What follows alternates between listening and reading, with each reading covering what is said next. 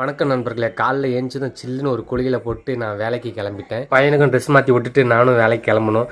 ஏன்னா அவனுக்கு ஏன் ட்ரெஸ் மாற்றி விட்றான்னா, அவனுக்கு மாமல் கொடுத்தா தான் என்னை வேலைக்கு போக விடுவான், இல்லாட்டி வேலைக்கு போட மாட்டான். ரொம்ப அழுது வீட்டை ரெண்டாக்கிடுவான். போகிற வழியில் தான் என் பொண்ணுக்கும் ஸ்கூல் இருக்குது. அப்படியே என் ஸ்கூலில் விட்டுட்டு நானும் அப்படியே வேலைக்கு போக வேண்டியதான். இப்போ வர என் பொண்ணு ரொம்ப ஸ்மார்ட் ஆகிட்டு வர. முதல்ல பயந்து போவா. இப்போ கொஞ்சம் பயம் குறைஞ்சிருச்சு. கொஞ்சம் அவளே இப்போ போக ஆரம்பிச்சிட்டான். அப்புறம் என்னோடய வேலை ஸ்டார்ட் ஆகிடுச்சு. நான் தூத்துக்குடி போகிறதுக்காக இப்போ பைக்கை வந்து பைக் ஸ்டாண்டில் போட்டுட்டு இப்போ நான் பஸ் ஏறிட்டேன். தூத்துக்குடி பஸ்ஸு கிட்டத்தட்ட இங்கேருந்து ஒரு 1.5 மணி நேரம் ஆகும். தலைவர் எல்லாம் வண்டி கூட்டமான தான் எடுப்பேன்னு வெயிட் பண்ணிட்டு இருந்தார். அதுக்கப்புறம் ஒரு வழியாக வண்டி எடுத்துட்டார். அப்படியே டிக்கெட் எடுத்துகிட்டு பக்கத்தில் ஒரு இடத்துல சந்தை போட்டிருந்தாங்க. அதை அப்படியே பொறுமையாக கிராஸ் பண்ணி போயிட்டு இருந்தது பஸ். அதை அப்படியே பார்த்து ரசிச்சுக்கிட்டே தூத்துக்குடி வந்து சேர்ந்துட்டேன். இன்றைக்கி வண்டி தரேன்னு சொல்லியிருந்தாங்க. என்னென்ன செஞ்சுருக்கான்னு பார்த்துட்டு வண்டி இன்றைக்கி எடுத்துகிட்டு போகணும். பார்ப்போம் என்ன செஞ்சுருக்காங்க. இங்கே இருக்கிற சூழ்நிலை பார்த்தா எல்லாம் சுற்றி பார்த்தா ஒன்றும் ஒப்பேறாதுன்னு நினைக்கிறேன்.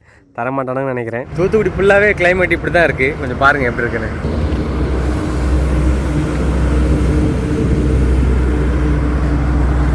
கிட்டத்தட்ட காலில் இருந்து அப்படி தான் இருக்குது. மழை பெய்கிற மாதிரி மேகெல்லாம் மூடிட்டுருக்கு. பெஞ்சா 2 நாள் வரைக்கும் வச்சு பெய்யும் போல அந்த மாதிரி இருட்டாக இருக்குது.